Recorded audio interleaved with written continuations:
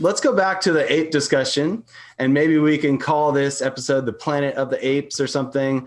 But I've always been fascinated with the way you describe those. And so you already mentioned the passage you take it from, but can you dig into kind of why you think the whole ape, apostle, prophet, evangelist, why that has been almost forgotten or de-emphasized a little more, and kind of what you're trying to accomplish there?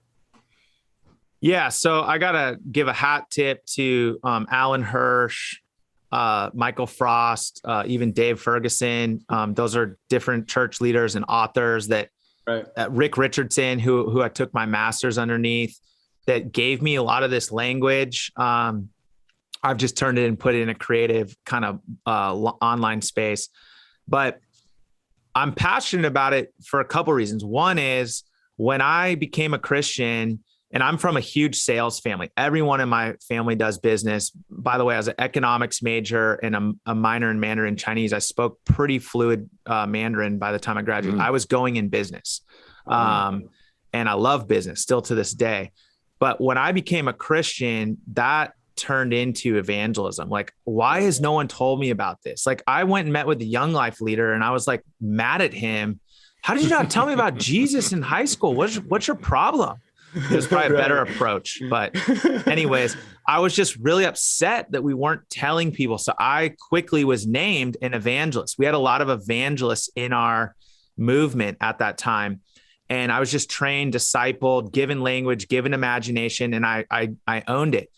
I didn't have any language for the apostolic, which what I would call is the entrepreneurial part of our faith, the energy to start new communities. There's a huge difference between an entrepreneurial, like planter, I want to start a new community in that place on campus or in that city or that country, and then someone who's just obsessed with leading people to Christ. Someone that's an evangelist might not care about starting a new community. They just want to get people saved where they are. But I had this impulse to be on the edge. I don't want to be a small group leader. I don't want to run our large group. I want to get out there. It wasn't until my master's and started reading some of these guys that I realized, oh, I'm apostolic too. I'm not just evangelistic. Well, that language and that imagination and even understanding some biblical passages and in some leaders really unlocked another part of my calling, because I was calling this apostolic, like new expression, planting type of ministry, always an evangelist. It's not.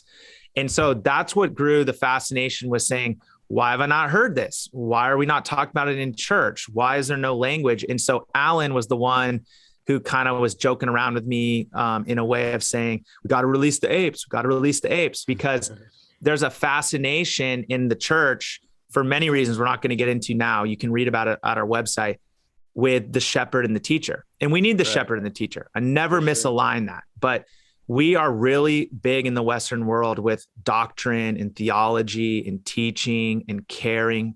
The hospital is a place for healing, right? Those metaphors, shepherds, counseling. We don't have good language and good metaphors and good mentoring for the entrepreneurial, for the Pied Piper, promoter, evangelist, for the justice, holiness, agitated Christians that want to call us into right standing with God, the prophets. We don't have it. So that's why we've gotten into that with our writing, with our talking. I'm looking for young Bo's, for young Pauls, for young Shads that are like, you're an evangelist, dude. You're an apostolic leader, man. This is how you're going to be energized and enthused and need to be trained. And it's going to be very different than your buddy who's going to go into counseling. Mm-hmm. Wow.